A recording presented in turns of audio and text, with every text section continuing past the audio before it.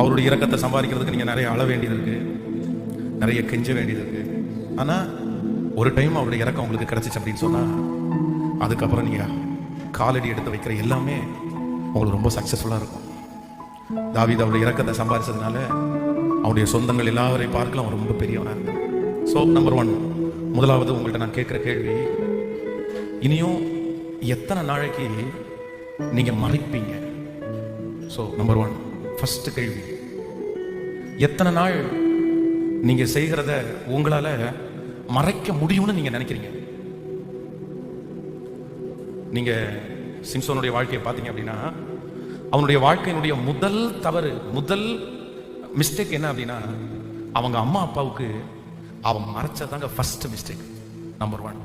உங்களை பார்த்து கேட்குறேன், நீ எத்தனை நாள் மறைக்க முடியும்னு நினைக்கிறீங்க? ரொம்ப நாள் மறைச்சிருவீங்களா? வேதம் சொல்லுது, வெளியரங்கப்படாத ரகசியம் எதுவுமே இல்லை. நீங்க ரொம்ப டேலண்டா இருக்கிறதுனால நான் மறைக்கிறேன்னு நினைச்சாதீங்க. எனக்கு எல்லாம் தெரியும் நான் மறைச்சிறேன் அப்படின்னு நினைக்காதீங்க. அதான் வந்து ஒரு ஒரு நல்ல ஒரு மதிப்புக்குரிய ஒரு மனுஷன் அவருடைய மொபைல் திடீர்னு ஃபால்ட் ஆகுது. அப்போ அந்த மொபைலை வந்து ஒரு கடையில் ரிப்பேருக்காக கொடுக்குறாரு. அவர் சொல்றாரு, நீங்க நாளைக்கு வாங்க அப்படின்னு சொல்றாரு. அந்த அந்த கொடுத்த அந்த நபரும் வந்து கிறிஸ்டியன்ஸ், அவரும் கிறிஸ்தவர். இவர் ரொம்ப முக்கியமான ஒரு நபர்.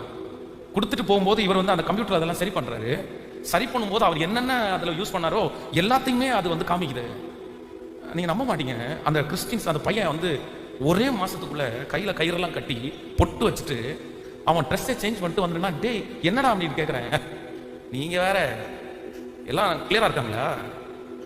அவன் அவ்வளவுதான். அதான் ஒரு சிறியவன் ஒருவனுக்கு இடரல் உண்டு பண்ணக்கூடிய கழுத்தில் எந்திர கல்லை கட்டி சமுத்திரத்தின் ஆழத்துல.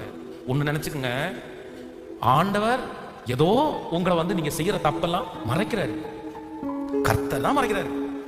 உங்களை காமிச்சு கொடுக்கணும்னு ஆண்டவர் நினைச்சார் அப்படின்னா இதுக்கு முன்னாடி என்னைக்கோ காமிச்சு கொடுத்துருங்க. அப்படியெல்லாம் நீங்க மறைக்கலாம் முடியாதுங்க. இன்னைக்கு இருக்கிற உலகத்துல நீங்க டேலண்ட் பர்சன் தான். இல்ல இல்ல இல்ல. அதனால இத மனசுலயே வச்சுக்கோங்க, நீ ரொம்ப நாள் மறைக்க முடியாது, நீ ரொம்ப நாள் மறைக்க முடியாது.